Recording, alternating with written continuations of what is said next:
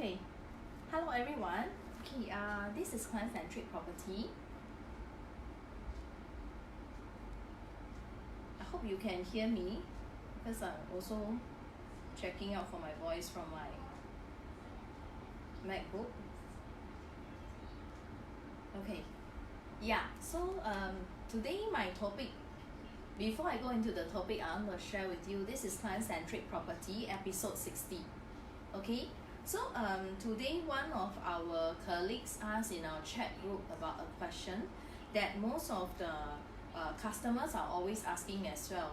So today I just want to share a bit more about should we actually pay off our HDB. Okay. So right now, let me begin.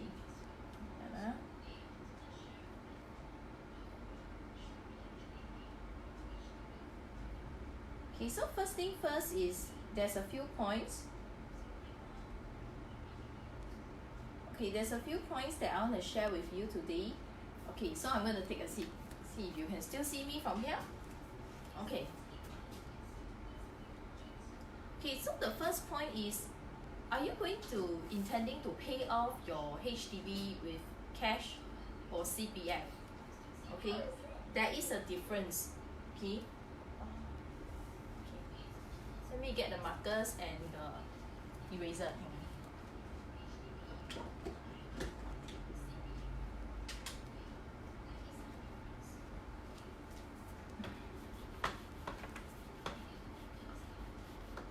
So I hope you can see the board.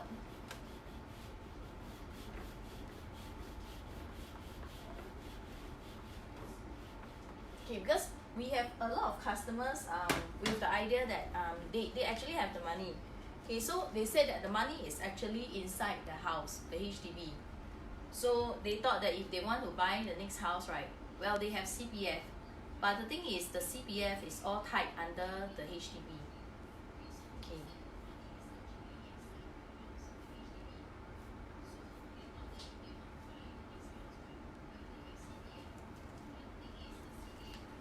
Okay, so now here it begins. The first thing first is, are you going to pay off?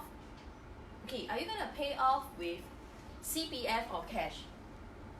Let's talk about cash first.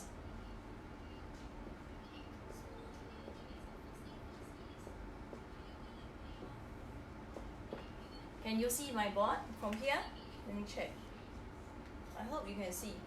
Later I'll pull the board nearer to you. Okay, so we all know that if you go to a bank and you place your cash inside the fixed deposits, maybe you have 50,000, 100,000. What is the interest rate that the banks can give to you?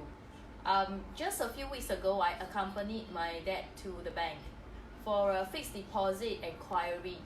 Okay, previously I worked in one of the local banks at the branch, and yes, we were assisting customers to, that was a few years ago, assisting customers with structured deposits, with fixed deposits, with unit trusts and savings plans and insurance and stuff.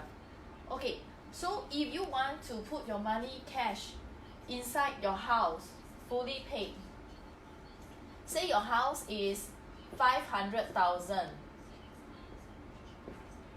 Okay, 500,000. Maybe right now you have only paid, this is the value now. Maybe you are owing it a few hundred thousands, but you have already paid like 300,000 for example. Okay, so 500 minus your 300.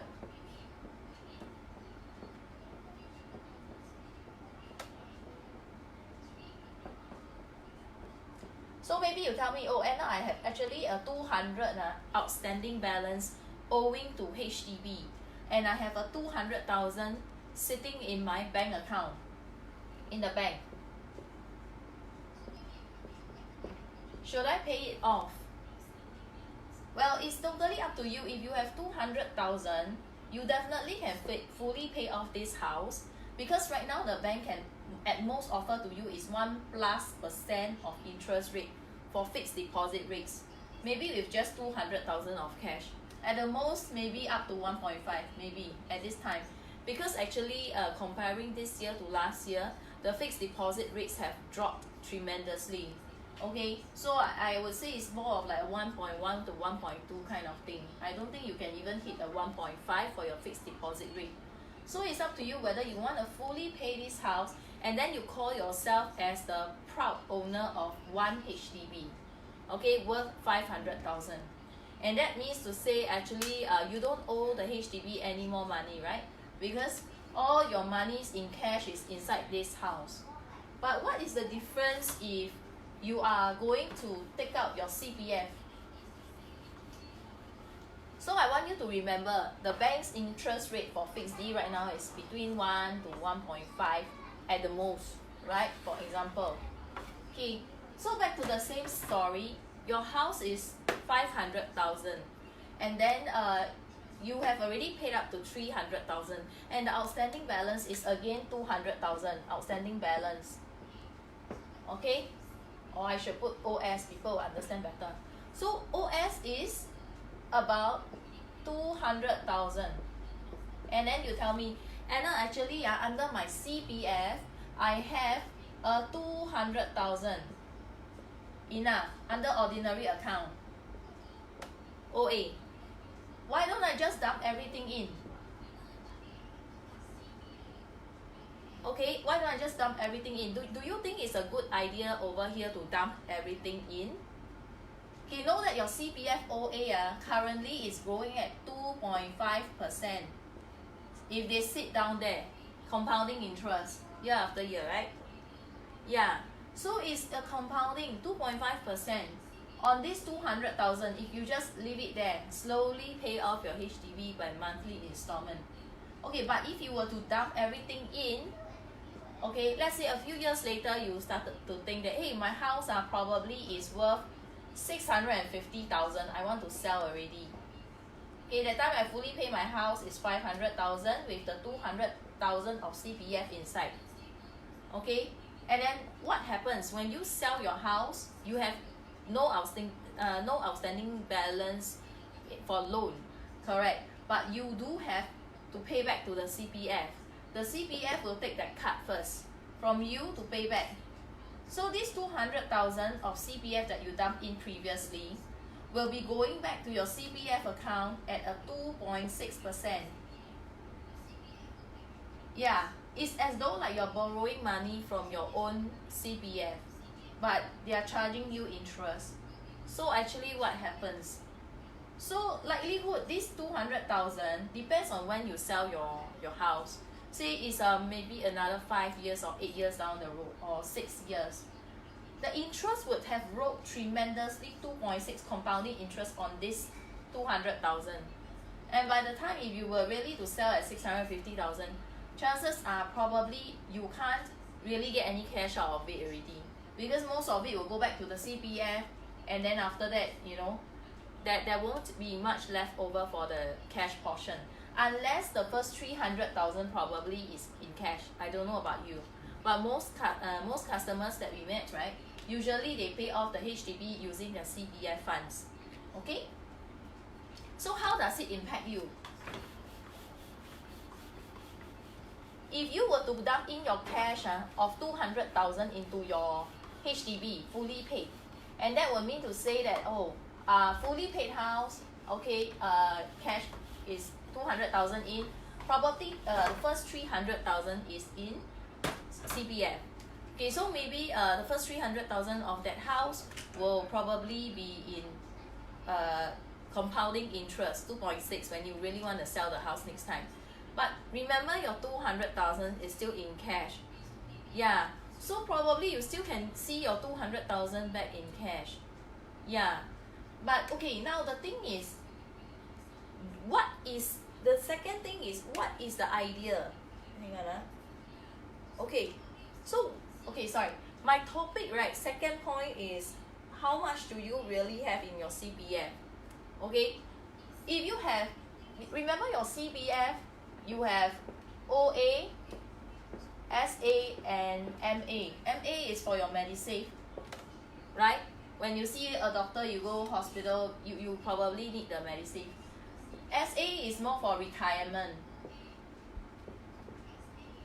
or some kind of investment. Yeah, last time when I worked as an insurance agent, right, I used my this SA account to do some investments of unit trust online. Okay, so OA also can be done that time, so I did take a bit that time, but I think I touched mainly on my SA. Okay, so how much, for example, just now you said you have a 200,000 here, right? And it depends on how much you have here. Usually if you have so much here, I would safely tell you that your SA probably is full to the brim for retirement already. Yeah, so you don't have to worry about retirement. But do you know that if you are full to the brim for retirement, there's something that you need to know, is that if you're full to the brim for retirement, you actually can free up these funds to buy the second property, because you're full to the brim here for retirement funds. Or if you have committed like half of the retirement funds, it's also possible that you can touch the funds here already. Yeah, so that's what the customers are doing. They use the remaining to buy a second property, okay, which is right here. Okay, so, oh yeah, your SA will grow at 4% per annum, compounding, and your OA is 2.5.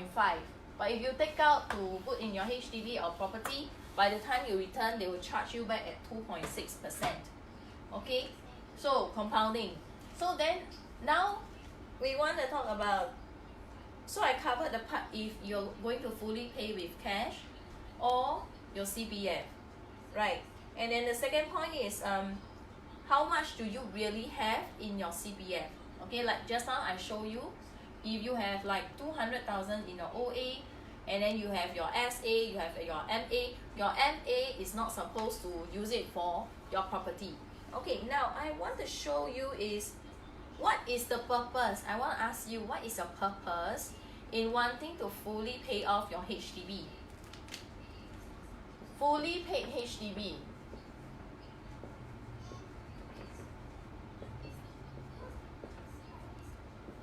Okay, let me share something with you. My dad's time, okay, that was like maybe 20-30 years ago.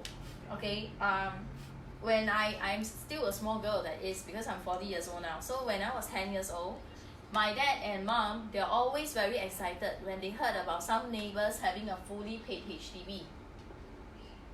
Okay, excited, because then they will tell me, hey, Anna, you know, they are very rich, you know, they have a fully paid HDB, they are very rich. Okay, fully paid, and that was in Yishun. We were staying in a 4-room flat in Yishun, and that time when we bought that house in Yishun was 60,000. Okay, flats were relatively cheap last time, HDB, 4-room in Yishun. Okay, so after I joined real estate, right, and that was in 2006 that year, and in 2008 to 2009 and 2010 I saw the bull run, and that time there was quite a few cases that we did, and then I saw that actually is not that good if you were to fully pay off a HDB. Okay, and besides the pride portion that I can be yaya and tell people, hey, I got a fully paid HDB, there's nothing much in it for me. Why? I share with you why. This is my opinion, no right and no wrong. If you don't agree, you can switch off from here. Okay, if you don't agree with me, you can switch off from here. Okay, so why I say that fully paid HDB means you have an asset. Okay, but most people will think that way, right? Correct, nothing wrong. But asset is only an asset if you're able to grow money from it. And that's called when you grow money with it, right, it's called an asset. If you plant a seed and it grows into a money tree, that tree is an asset. Okay? How about cars? Many people love cars. But for me, car is a necessity that we need to run around, we need to fetch the children. It's convenience. But if you tell me if it's an asset, unless my car can make me money, like a taxi driver driver's taxi is their asset because they use it to grow their money and their income. But how about a fully paid HDB? If this family stay inside the house for 50 years, and you know HDB has only 99 years lease. Okay, 99 years lease. So they stay inside for 50 years, fully pay the HDB, while the fixed deposit funds or the cash is all under normal savings account, maybe getting lesser than 0.1% for normal savings account. And if it's a fixed deposit, maybe 1 or 1.5%. If the market is really good, maybe 2% at most. So what is the asset there for the HDB? Do you know that government has also shown us that that's years ago already, right? Saying that, okay, HDB is 99-year lease. So if it's left with 60-year lease, there might not be a SERS or on block, and then what happens? I'm sure you all are aware. When the HDB is left with less than 60 years lease, less than that, right? Then the value we see in the market, it tends to decline. Fully paid HDB after 50 years, you decline. Most of our HDB flats in the matured estate is reaching that stage. 47 years, 47 years, 43 years, So if really you stay there for 50 years, okay, out of the 99 years, what is the fully HDB going to be? Okay, what is it going to be?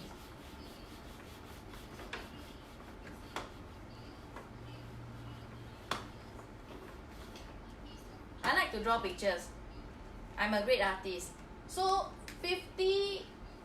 your HDB fully paid. When you bought it, maybe it was like my dad that time, 60,000. Market went up to the point it was like 200,000 thereabout, right? But they never sell. You don't sell. In financial sense, when you don't sell, this is only a paper gain. You did not crystallize the profit. You did not crystallize. So what happens? Market has up and down. And then after 50 years, when the point is coming down, you say maybe sell. But probably inside this is a CPF. and is going on compounding interest fully paid 2.6% for that many years. What happens? Most of my clients, when they sell their HDB, they are so afraid. When it's a fully paid HDB with CPF, they are so afraid that they need to top up the money, cash, back to the CPF if they don't sell at valuation or higher. Okay? So the HDB didn't become the asset, it became a liability. Just like a car. If you just want a car to show off, then it's just a liability, right? So there's no point in really fully paying the HDB, in my opinion. Okay, but how about houses? Let's talk about private property and HDB. I have a customer with a HDB. Then after 5 years, they are rich enough to go for the second property. Okay, so when you have a second property, usually it's an asset already, right? Because this second property, definitely you're staying in the HDB, like my customer, she and her family and a kid, right? And then for this one, for the condo, definitely it's a condo. You can't buy 2 HDB under your names, right? We don't have decoupling anymore. So for this condo, right, she rents out for money, for income every month. So it is an asset. Okay, that's the rental. Okay, so we call it the income, recurring, right? Then what about the next thing? Why is it an asset? If she sells during a good market time, because as I mentioned, market has up and down, so you don't sell when it's at a low time, because then you'll be crystallizing your losses, just like your stocks or your unit trust funds. Okay, so what you do, so you wait until the market is good enough, you sell, right? Then she makes even more money in a lump sum. That's called capital appreciation, right?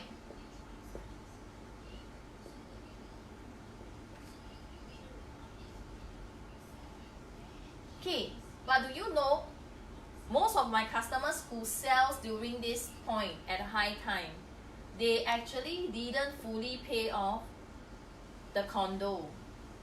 They just load in maybe the first 20 to 40%. Yeah. So what happens to the remaining 50% is actually a loan from the bank. They are actually leveraging on the banks, okay, to fully pay, to help them service for this bank, for this house, so that they can rent out and get the rental income in cash. Okay, but because the HDB, they have enough, so they still can use some part of the CPF to fund for this one. Yeah, so funding is in CPF or a bit of cash, but they get the rental income is in cash. When they sell it, the capital appreciation is a lump sum cash. Okay, and usually we are looking at between, if it's a really small unit, studio, Mickey Mouse, we're looking at around the range of 80,000 capital appreciation to 150. But if you're talking about a 3-bedroom, 4-bedroom, right, usually you will see maybe around 250,000 to maybe even 500 or 600,000, depends on location and other amenities, whether is it a very good location property. Okay, so now I want to move on to the next part, why I don't like to fully pay off the house. Okay, because me and my husband, we ever had this conversation, why don't we sell off the condo, and then we sell off this condo, and then, because as you're aware of, I began with a HDB. Okay, my HDB sold in year 2010. Okay, and that time we were lucky, we made maybe 150 to 200,000 cash on top of the CPF that we got back. Okay, and then we put the money into the condo. It's just a unit in the condo, right? Right, a unit. Okay, now the thing is this one sold already. So now left with this one. When we bought it, it was like 935,000. The market was up and down. We did miss 1 point. We were a bit painful. We missed the point to crystallize the profit when it hit around 1.25 mil. And that was like less than 5 years into the property. Okay, so we missed. But if we were to sell now, it could come up to around 1.15 or 1.2 mil, depending. Okay. But my husband was saying, we sell this and then we downgrade to a HDB fully paid. A HDB nowadays probably is in the range of 450 for a 4-room flat, maybe, okay, something comfortable to 550,000, alright? Fully paid. I think most women after hearing this, they'll be very excited. Let's take the HDB fully paid, right? Then put my name. But for me, I don't look at it that way. Let me share with you why, okay? This condo is very near to MRT. It's 3 minutes walk to Buangkok MRT. Okay? And then opposite us, right, they're coming up with a bus interchange, with shopping mall, community center, integrated condo by Capital City Development and CapitaLand. Okay? So because of that, right, I expect the prices when the market recovers to go up by a lot. So to me, I feel nothing right and wrong, it's just my opinion. I would rather hold this one that is not fully paid. Okay, both me and husband, I'm 40 years old and he's 42. Do you know what is the mortality rate nowadays? Really, I don't know. Okay, life is very fragile. My mother-in-law just passed away not too long ago. Okay, so the thing is, under all this, right, there's this thing called the MRTA, Mortgage Reducing Term Assurance. Okay, my idea is, I'm sure my husband has got some savings somewhere, right? He's got his savings account, some little bit of money in the bank savings, correct? Okay, don't talk about me, we talk about him, huh? Okay. He probably got this. So I'm treating him like a customer, okay? He probably got this. And if we downgrade, fully paid, probably we won't have much left on hand already after the renovations. Probably it's just about that, right? Savings probably will cut in further because we want to do reno. Okay, fully paid. But that's all we have. Okay? If touch wood, any one of us die first, because life is very unpredictable, right? We could either be killed by accident, by old age, or by illnesses, right? Accidents, illnesses, it's all very common. When I was doing insurance, we all know about that. So with this MRTA in place,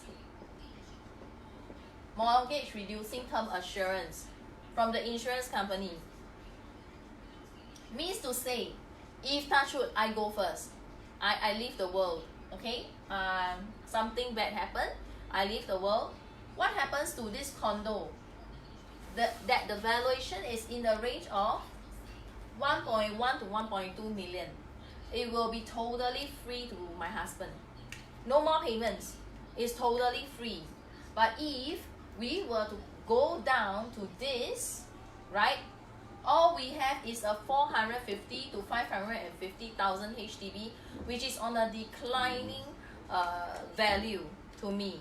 So I don't think this is what I want to plan for my family and my children. Okay, don't forget, if I were to go first, the bank savings that he has or I have will still be extra one, and the house is actually extra by a very high margin. So why should we go down to the HDB and have a fully HDB just because of pride? I don't think so, or because I want to own one. I don't really need to own one. I can enjoy my life in this condo, okay? In any case, either he or me, right? If supposedly one of us is going off sooner than expected, the family will have all this already. And if we are even more capable, we can go for a next property, right? Also under MRTA. So means 2 houses, 3 houses is all fully paid on top of the savings that we have, right? So why should we want to fully pay? And don't forget, remember just now there's a customer with a lot of CPF. If your CPF never dump in everything fully, your CPF will still be extra funds to you, your family, as a legacy. Yeah, so I can end my sharing today for this. I will be placing a link inside, okay, this live video, okay, on your CPF retirement funds, so that you can take a look. But if you are interested to talk more on this issue with me on how to plan, then I welcome you to actually click on my link in my post, in my live video post, right? Under the description, I've left my link. You can click on it and book me for a call. Okay, it's either a call or a video call. Yeah, and so I end my sharing for today. I hope it's useful for you. This is Client Centric, Anna Ng. Okay, and that's all. Goodbye.